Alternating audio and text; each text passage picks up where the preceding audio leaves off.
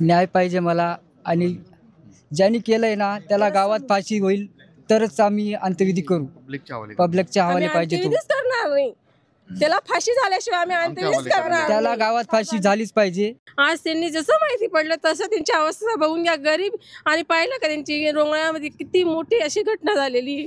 मग आम्हाला फक्त न्याय पाहिजे, त्याला फक्त आमच्या जवळ पाठवून द्या. आम्हाला न्याय हवा आहे, बस काहीच नको पाहिजे. हे बघा, 3.5 वर्षाची मुलगी आहे ती, जास्त बी मोठी नाही. फक्त न्याय पाहिजे आम्हाला बस. हे बघा, वडिलांची आवश्यकता कशी झालेली. माझ्या मामांची मुलगी होती, ती 3.5 वर्षाच्या मुलीवर इतका खालच्या पातळीचं झालेलं आहे. जोपर्यंत तिला न्याय मिळत नाही, जोपर्यंत त्या समोरच्या व्यक्तीला फाशी होत नाही, तोपर्यंत माझ्या मामाची मुलीची अंत्यविधी होणार नाही. बस, विषय संपला. भाचींची मुलगी आमची नात आहे, आम्हाला न्याय हवा आहे साहेबांकडनं. दादा भुसे साहेब, आम्हाला न्याय हवा आहे की आमच्या भाचीवर खूप मोठा अत्याचार झाला आहे, आमच्या नातेवर. डोंगराळे येथील खूप मोठी घटना झाली.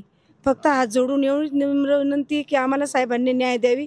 त्याला फाशी, 3.5 वर्षाचं बाळ येते की आम्हाला न्याय हवा आहे, फक्त न्याय बस. त्याला फाशी द्या, त्याला चौकात आणा, आमच्या समोर द्या बस. लगेच पाहिजे आम्हाला न्याय, फाशी द्या त्याला फक्त बस. पूर्ण डोंगराळ्यावाल्यांनी आम्हाला न्याय द्या.